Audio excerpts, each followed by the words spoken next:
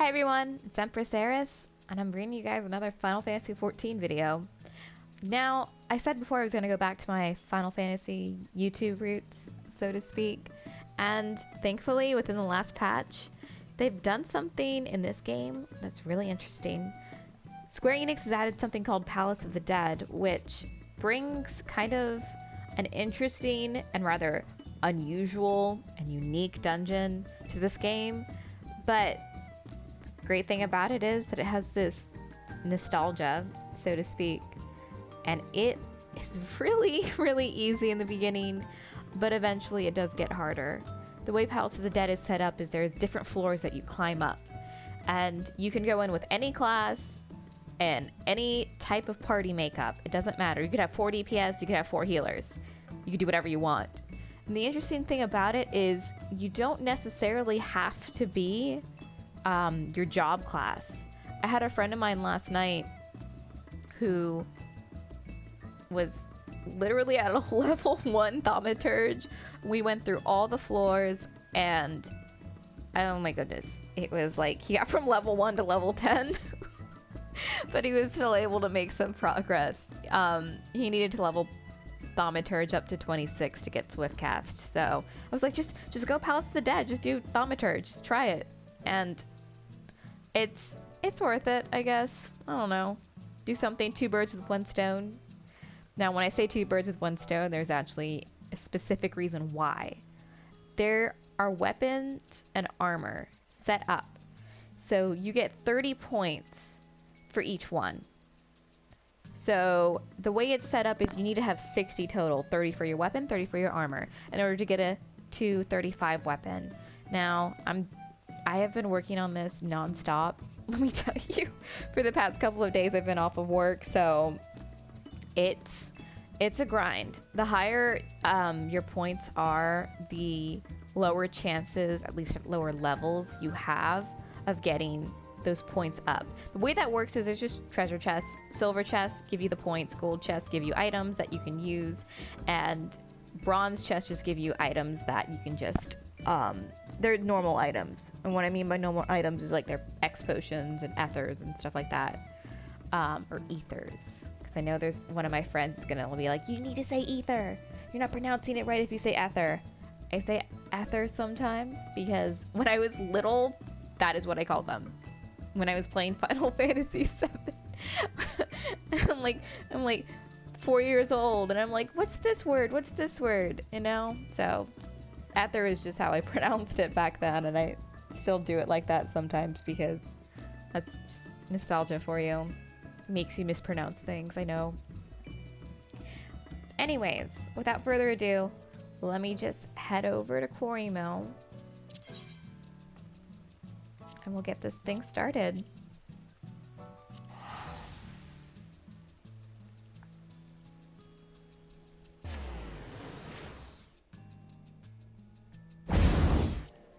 Now that we're at Quarry Mill, we're gonna actually get ourselves set up. Now, Palace of the Dead is a little bit different, like I've said. Also, let me actually give my little friend here, not a poke, but a think.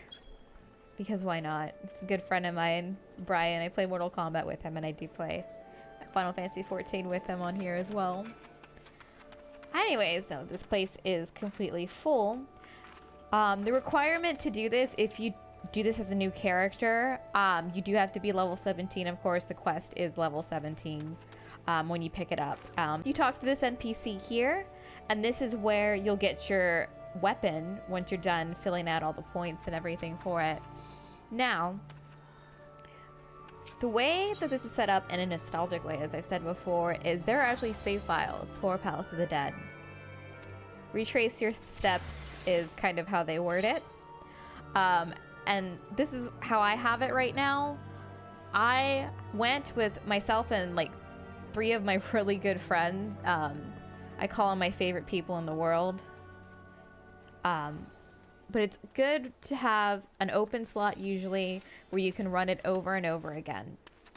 However, like I said before, Square Enix does plan on adding new floors to it. So it's a good idea to get to floor 41 through 50 and just have that save file hold on to it for when they add new content, you can just kill the final boss, and that's the end of that. You can just progress on. You don't have to start from the beginning, which, I don't know, that's just me. That's the way I'll set it up, just because that's, I don't know, I found that easier to do. It is a bit annoying, but you do only need like one open save file if you just keep like restarting it, and you can just keep entering Palace of the Dead. Now, you can do one of two things. You can go with what's called a fixed party, like I did with 3 of my friends, or you can go with a matched party, which is just like Duty Finder. So, all you have to do is wait, and right now the wait isn't really even that bad at all. You can come in here with whatever you want, and just go for it. Now, as I've mentioned before, there are silver, gold, and bronze coffers. The bronze coffers have normal items like potions, like I've said. The silver ones are the ones you want. Those actually give you the point upgrade. Pardon me. Another thing about the silver coffers is at lower levels, you're less likely, at least, to get your upgrades for your weapon. Sometimes, and I've had it to where people were legitimately like 1 point away and they had to run the whole thing through in order to get their weapon and their armor totally at 30-30. Now the gold coffers, I didn't really explain too much in the intro. They give you these pomanders, which are just stones with different effects. You can use them for buffs, you can use them to actually turn into monsters, which is really sweet. And you can also do different things, like you can transform a group of monsters into imps and like toads and chickens even. And it's really cool how they've done that. I really like it. It's like you have your own special inventory system. And then you get your cute little 8-bit character. And let me actually take a quick look at everyone else here. Oh, wait, that's not what we want. We want this. White mage, that's me. So that has like the items that you have at level 50, I believe is what they show. That's what it looks like anyways. So we have Paladin, Dark Knight, which I think Dark Knight looks the cutest. And we also have Scholar. Scholar and Summoner both have one of their summons in the picture with them, which I think is adorable. Alright, we need to kill more monsters. Otherwise we can't progress. Okay. Ooh, affluence.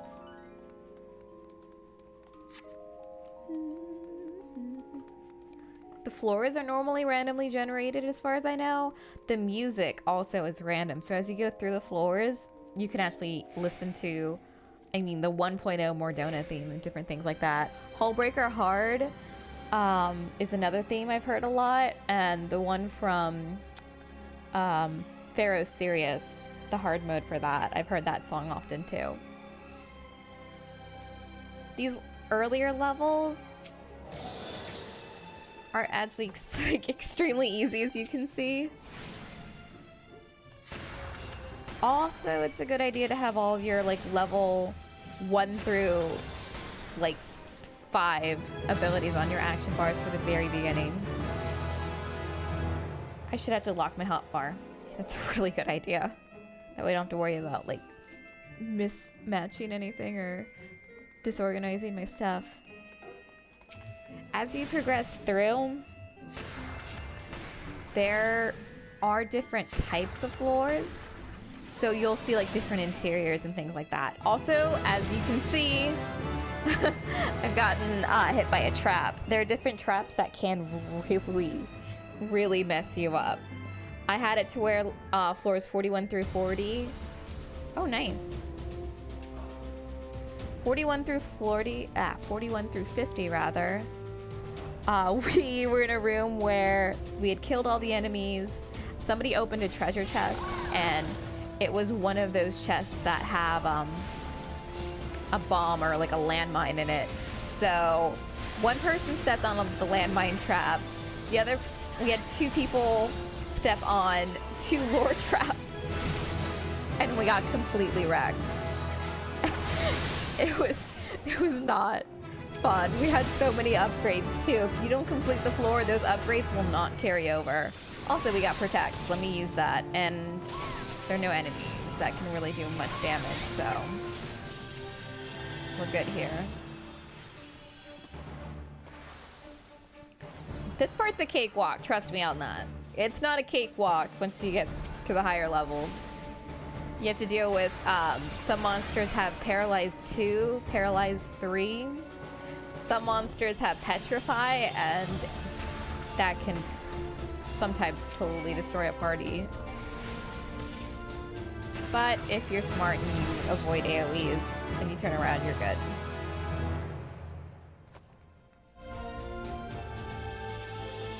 Ooh. Looks like someone used Affluence, I think.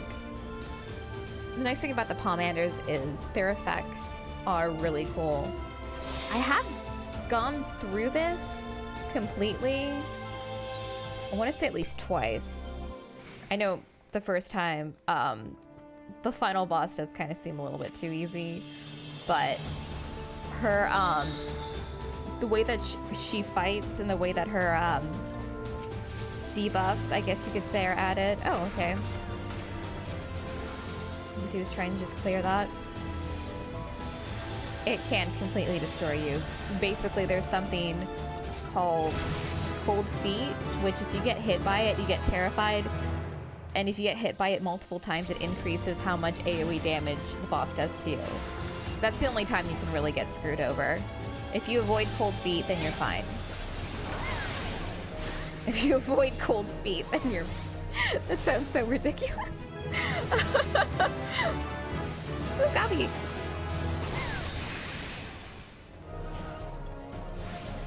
It looks like we are ready to go.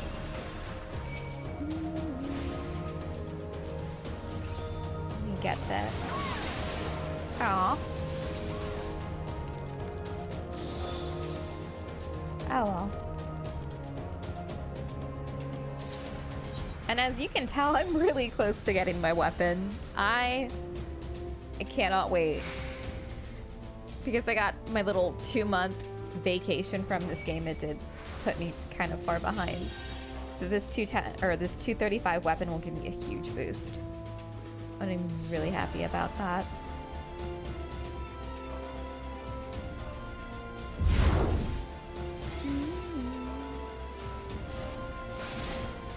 Oh crap.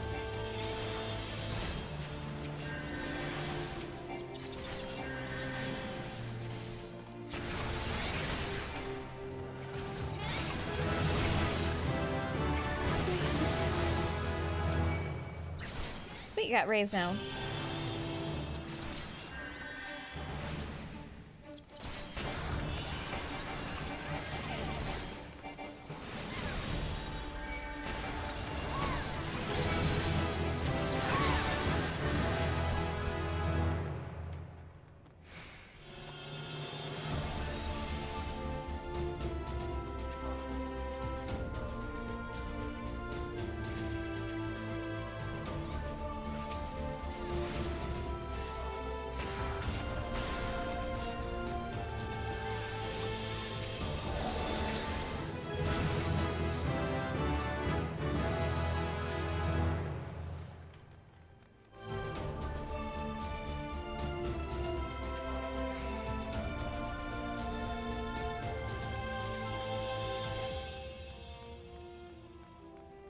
Looks like we didn't kill enough enemies here.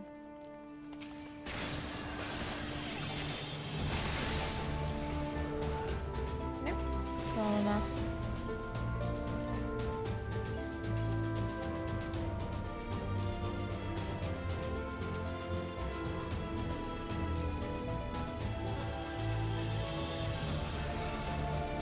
All right.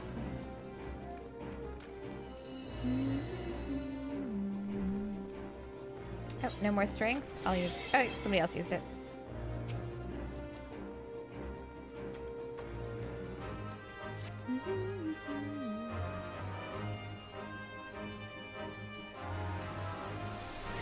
And I will say there's one nice feature about Palace of the Dead that I wasn't expecting when I played it. But it actually reminds me a little bit of Castlevania Curse of Darkness, which was a game that I really enjoyed growing up when I had my PlayStation 2. I played, I can't even tell you how many hours in that game. It was, I mean, I had different save files set up and different effects. Well, basically how it works is whatever item or whatever weapon you have equipped affects the progression of your summon, how your summon develops. So you actually couldn't gain access to some areas if you didn't have a certain summon developed a certain way, which I thought was awesome. I thought it was a really well done game.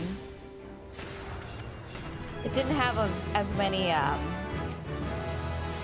good reviews as I was expecting. I was kind of shocked, actually. I had fun with it. I certainly thought it was, Curse of Darkness was a lot more fun for me than Lament of Innocence was. I just felt like Lament of Innocence didn't have enough content, even though I enjoyed playing it. I enjoyed playing Castlevania Curse of Darkness a lot more.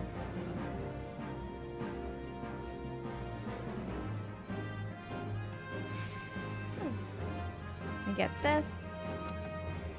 Sweet.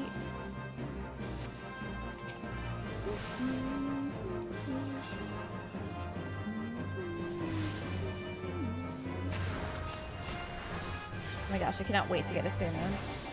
It'll make these silence traps a lot easier to deal with.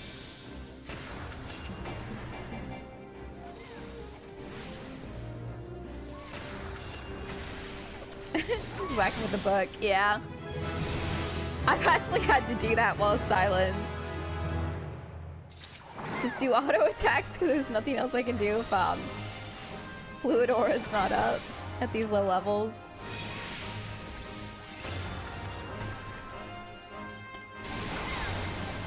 Aw, crap. There we go. Case in point.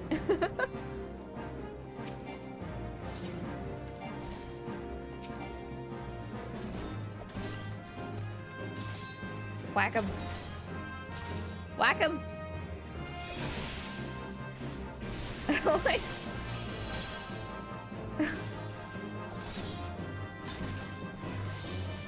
And there we go.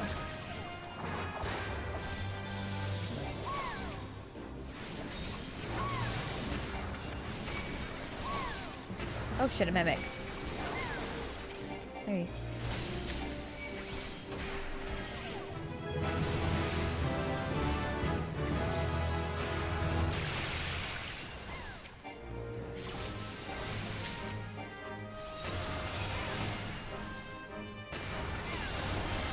Alright then.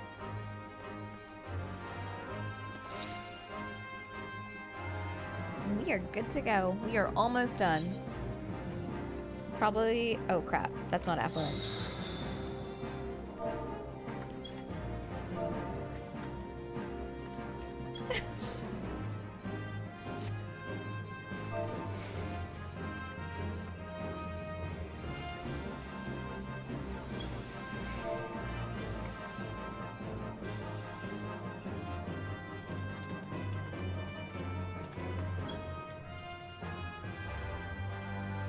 Hopefully we get another one.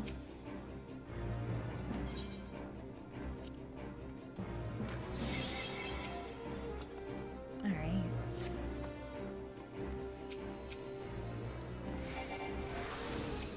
Oh, level 18, sweet.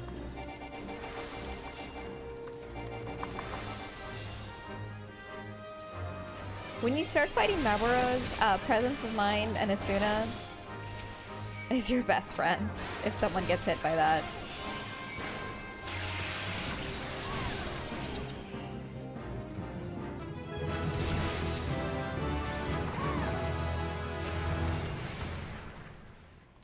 There we go. Alright. Like I said, the higher level your weapon and armor is, or your weapons and armor are, usually that means that you're gonna have less chances of getting an upgrade, which I expected. Like I've had it to where some runs gave me like 3 early on, even though it was higher level, but some will just most of the time give you nothing. You just gotta just keep progressing through because that's how RNG is. And there's a mimic. And kill it. And please kill it. And we're good.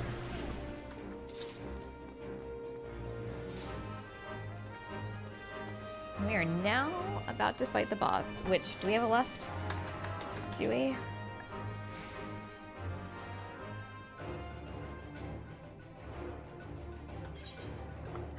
Yes, we do. And somebody else used it. That's okay. This boss is a cakewalk. Let me tell you. Using the Pomander of Lust just lets you use Void Fire too, which 5 stacks vulnerability up. It's pretty good.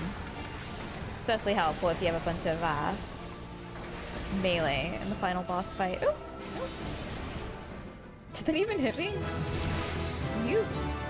I'll give it to... Sure.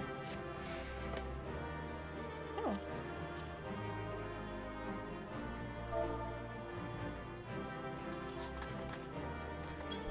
Even though only one person saw that.